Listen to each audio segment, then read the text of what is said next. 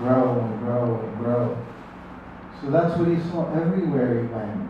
He was so happy seeing his children growing up in Krishna consciousness. So I just wanted to say that because of Radhanath Maharaj saw any good qualities in me, it was because of his good qualities. He was able to see. Kitchu is not so good.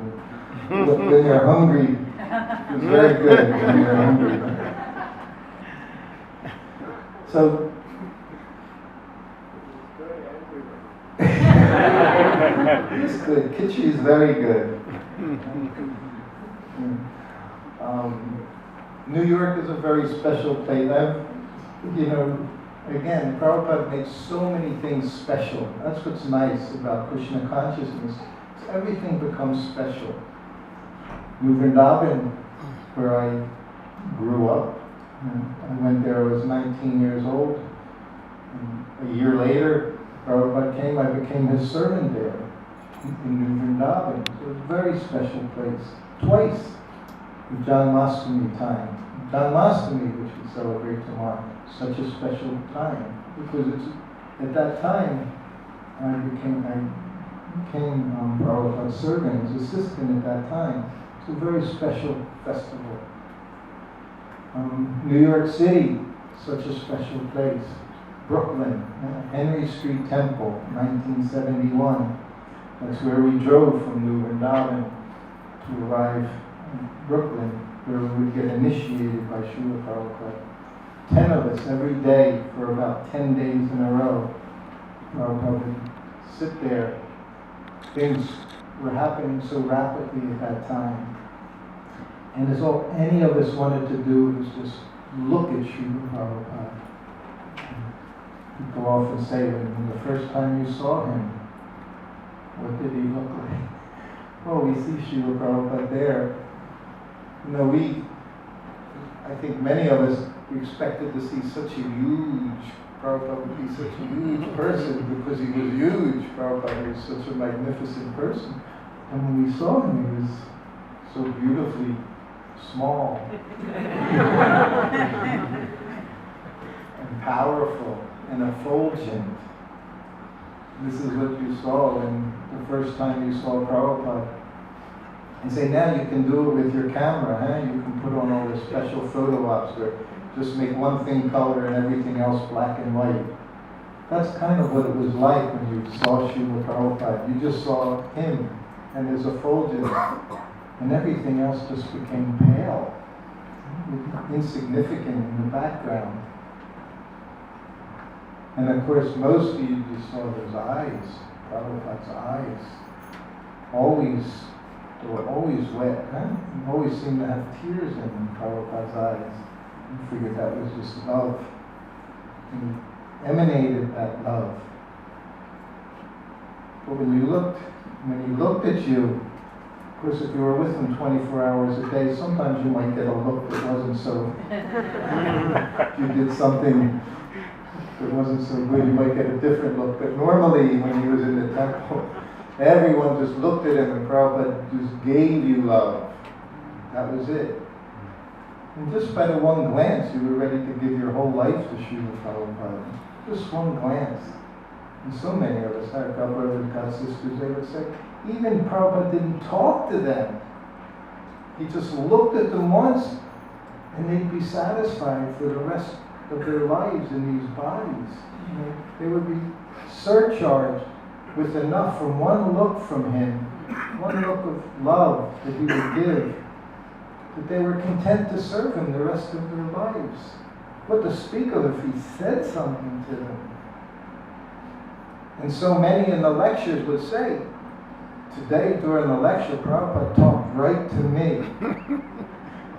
So many of us would feel that. When he said something, it was for me. I always tell the opposite. I was with Prabhupada. He was talking to me every day, telling me what to do, but I was so dull-headed. I didn't realize he was talking to me. I just thought he was talking because I was in the room, he was in the room. He just felt like saying something. I was writing my book 30 years later, and I thought, oh, he was telling me what I'm supposed to do. But he was so expert that he knew what my reaction was going to be. So he would give me instructions without saying, do this, do that. He would just say, one does like this, one does like this. But he was telling me, but he knew I had no capacity to understand it. So he would say it in such a way, you have to make a choice. But if you don't make the proper choice, then there's no offense, no problem. Because your spiritual master tells you to do something, you should do it. Otherwise, it's basically spiritual suicide. So he never gave me direct, just do this. He would say, I would like, he had such a way of speaking, such a gentleman in every way. You know? As we say, we have all these lists. If you look at Nectar of Devotion, these qualities of a devotee.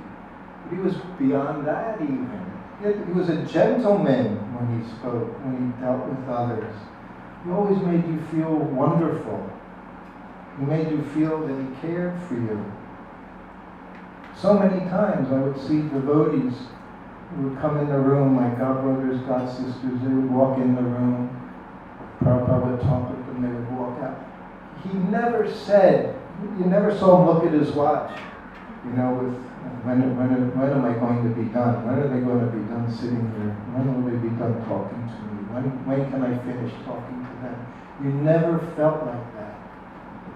It always made people would leave and be amazed. How does he have so much time to spend with me? It was a marvelous thing. I would marvel at how I enjoyed spending time with him. Because by nature, I don't like confrontation. I don't like a lot of excitement. I just like peace and quiet. All these different things that sometimes are not available in temple environments because it's very, very busy places. You know, there's a lot of activity going on, a lot of service going on. Managers are trying to, get people out in Sankirtan, get the place clean. Guests are coming. There's so many things to do. But it's a very exciting place. I like being with Prabhupada because despite the fact that he was running an entire worldwide organization, everything was so peaceful in his quarters. He'd go in and he'd just walking around chanting japa,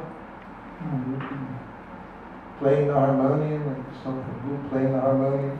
He would do that in the middle of the afternoon. I'd be in the servant quarters. I would hear the harmonium. Prabhupada would just be doing the bhajan. Like there wasn't anything else to do. And I would think, how does he do all of these things? He's doing everything, but he's just chanting japa. He's reading his books. If we were reading his books, ask these temple presidents, what are you doing reading a book?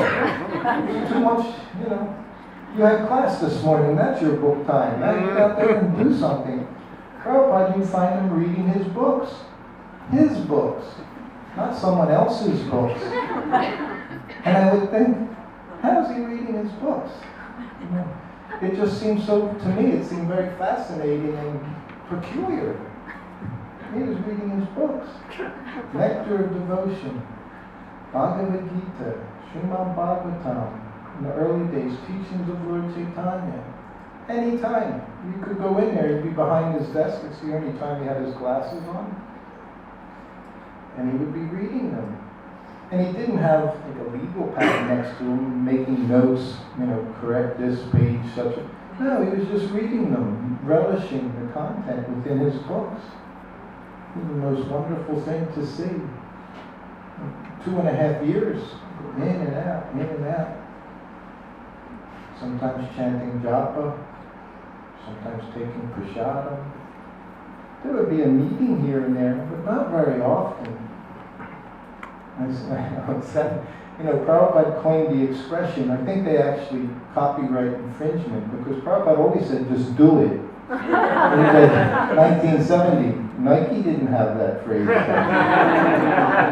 should start a class action suit against Nike, because Prabhupada, people would come in and they'd say, Prabhupada, we can do like this, and should we do this? And he'd say, just do it. Meeting adjourned. You don't need to talk about it for an hour and a half, 2 hours, just do it.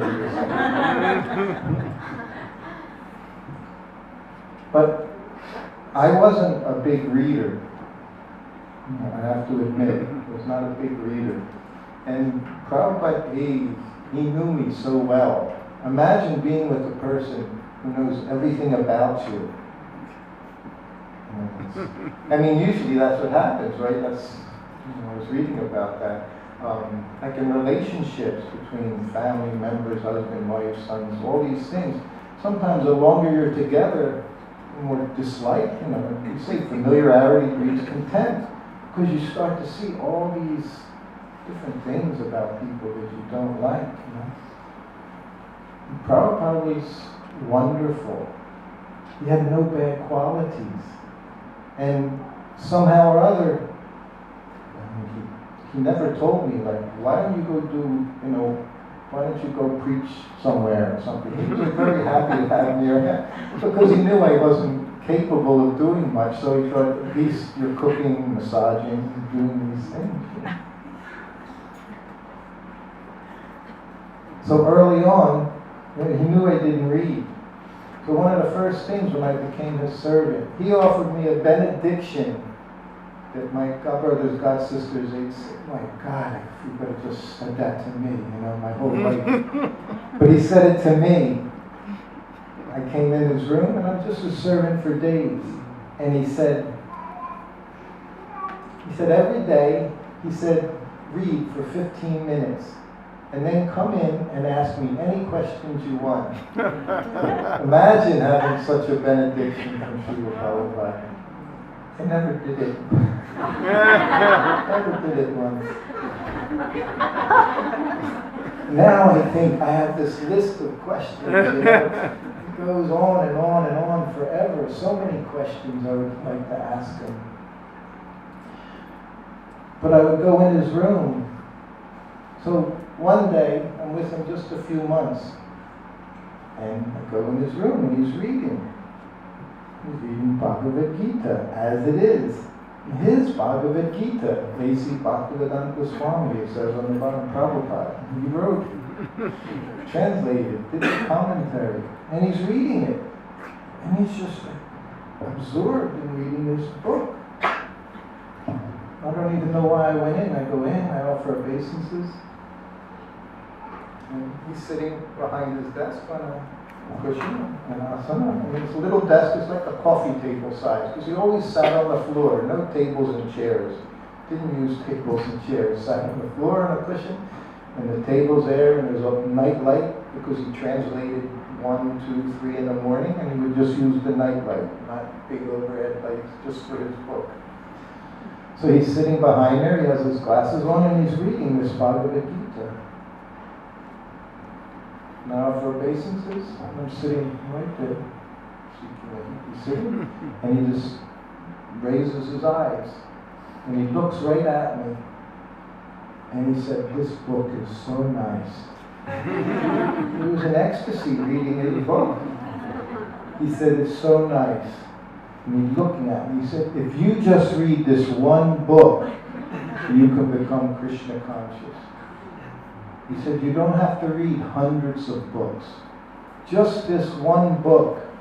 He said, "This book is so nice. You just read this one book and understand," he said, "you can be Krishna conscious." He was telling me, not reading.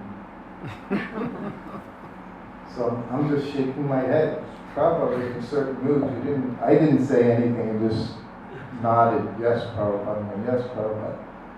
And then he put his head down, which meant, "Now you can go." He didn't say things unnecessarily.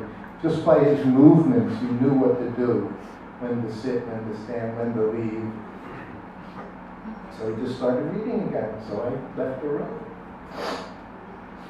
So several months go by, and, giving him a massage, cooking for him each day. Things are going on, he's chanting his japis, giving classes, meeting with devotees, and sometimes reading his books. So one afternoon again, I'm in his room,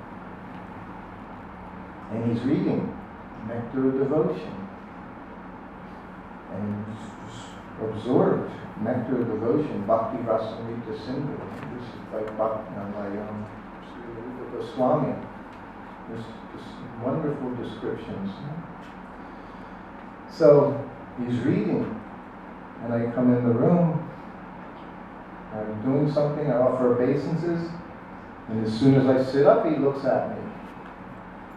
And months have gone by, maybe a year, and he just looks at me and he said, "This is such a wonderful book. If you just read this book," he said, "you'll become Krishna conscious." He said, "You don't have to read, even if you don't read another book, if you just read this book," he said, "you don't have to read dozens, hundreds." But he would say things like hundreds, thousands. Sometimes he would say, "I've been ringing my bell for hours." Maybe 10 seconds instead of 5 seconds. So he said, "You don't have to read hundreds of books," which is true. You don't have to spend your lifetime looking. He said, "Just this book." He said, "Everything is in here. If you just read this book, you can be Krishna conscious." And then he put his head down, started reading again. I offered obeisances and left the room. So, 2.5 years. It's a short time, but very long time to be with Srila Prabhupada, 2.5 years. So now, another 6 months or so go by, you know what happened. One day I wander into his room, I'm doing something, I offer obeisances, and he's reading Krishna book. Krishna book. Prabhupada's reading Krishna book. This was one of the very first, it's the first book I ever read. I think it came out in 1970, 1971, the first volume. So when I came, this was the first time Westerners, we were learning about this person, the supreme person, who had all these incredible activities. He had a child, he had a mother, a father, had a mean uncle, so many things, all these things he had, as Prabhupada said. Give you his name, his address, knew his mother's name, his father's name. Prabhupada gave us all of that. It was all I knew. I was raised Catholic boy, Roman Catholic boy, and I'm very appreciative because they preached that God was a person. We were made in his image and likeness. Well, that's a fact. Yeah? But that's all I knew. And in our catechism, they used to have a picture of God. He looked kind of like Lincoln sitting at the picture. But his face was blank because they didn't know what his face was. So they just had a blank face, no eyes, no nose, no mouth. But Prabhupada put a face to that beautiful, beautiful face of Krishna. So now he's reading Krishna book, and I come in the room. And Prabhupada loved Krishna book. I can tell you so many stories about Prabhupada and Krishna book. I read Krishna book to him, my very first service to him before I became his personal servant. I was reading Krishna book to him in his garden in Los Angeles. He really loved Krishna book. Loved to hear stories about Krishna. Sometimes he would laugh so much, tears would come out of his eyes from the stories, from Krishna book stories. So I offer obeisances and I sit up. And he looks at me. And he said, "This Krishna book." He said, "It's so nice." He said, "If you just read this Krishna book," he said, "you'll become Krishna conscious." This was like 2 years later. He said, "You don't have to read any other book." He was encouraging me, "Please read a book." I never knew it. He was just saying, "Would you just sit down and read one of my books? I've written all these books for you, and you're just sitting in your room wasting your life." But he didn't say that. He just said, "If you just read this one book," he said, "you'll become Krishna conscious." But he was in ecstasy. But it was his book. He wrote these books. I mean, it shouldn't be a surprise.